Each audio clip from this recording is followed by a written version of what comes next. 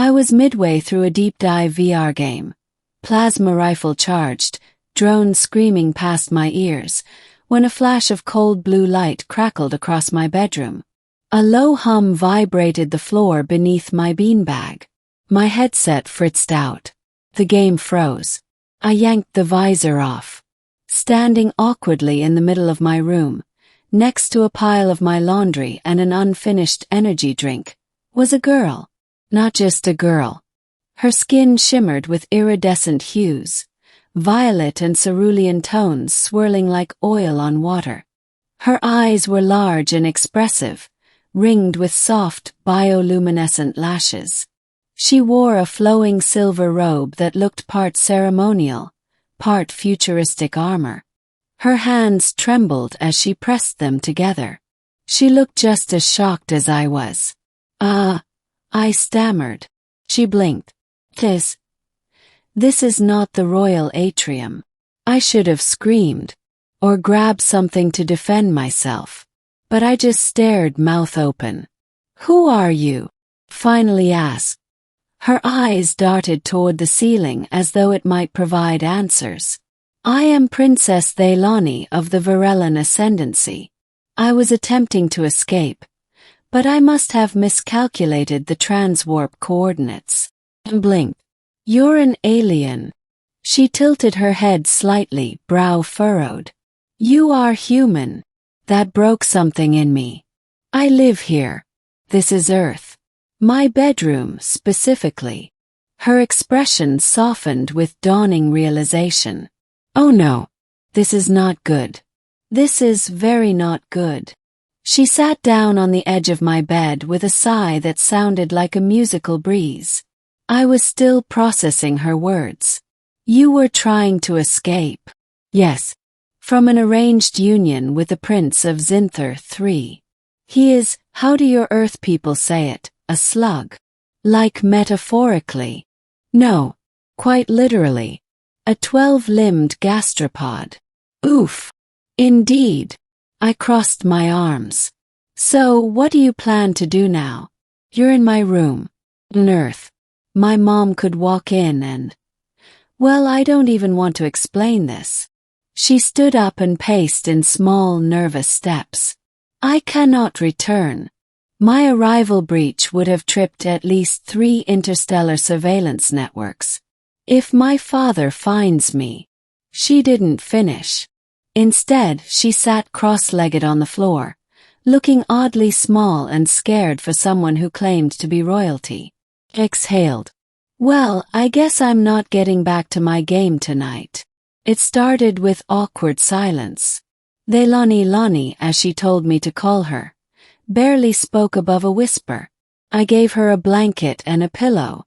She refused the bed, choosing instead a corner of my room where the moonlight touched the floor. She said it reminded her of the bioluminescent rivers of Virilax Prime. I didn't know what to do. I was just a 17-year-old who barely passed trig. What did I know about interstellar politics or hiding runaway princesses? The next morning I tried to sneak food into my room. She stared at the cereal box with suspicion. What is? Captain Crunch. Sugar and regret, I said. You'll like it. She did. Blah. Lonnie devoured the bowl and asked for seconds. That day I skipped school.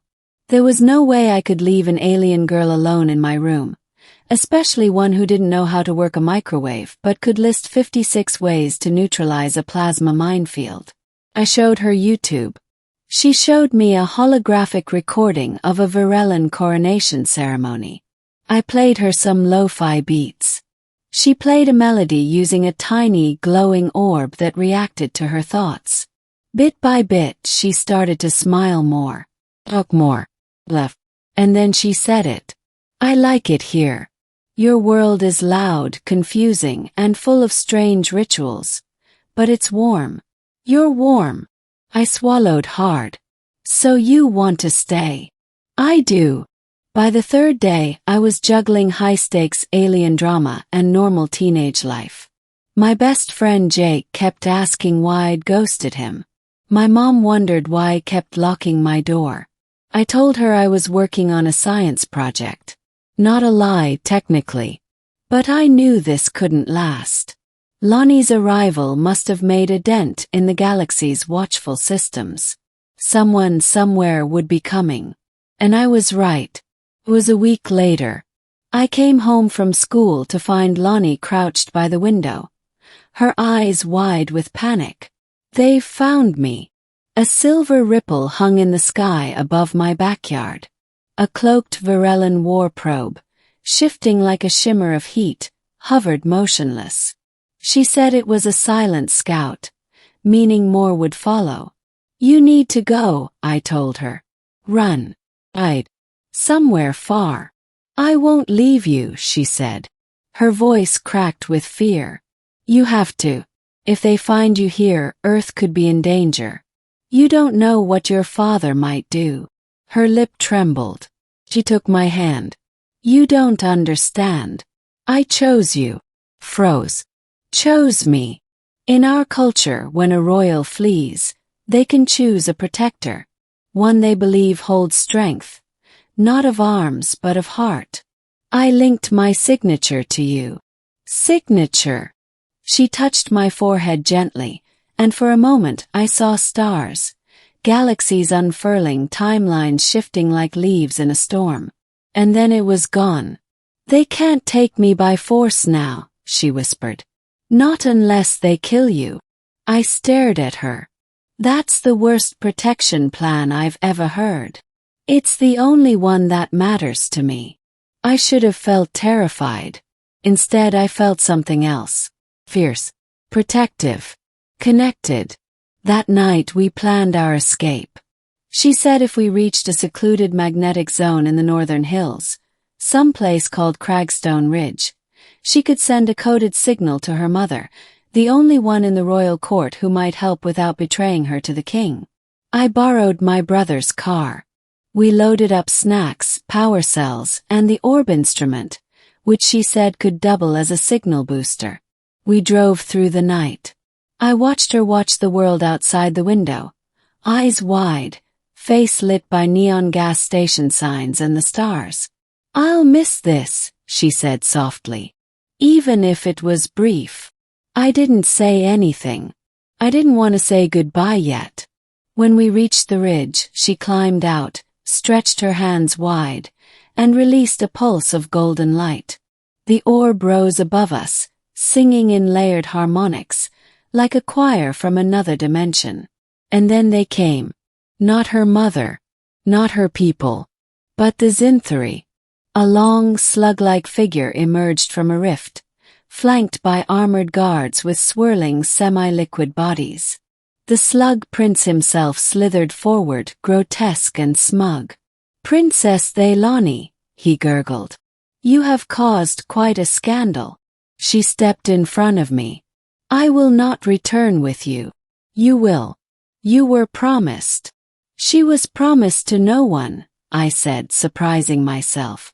"She's not property." The Zinthari hissed.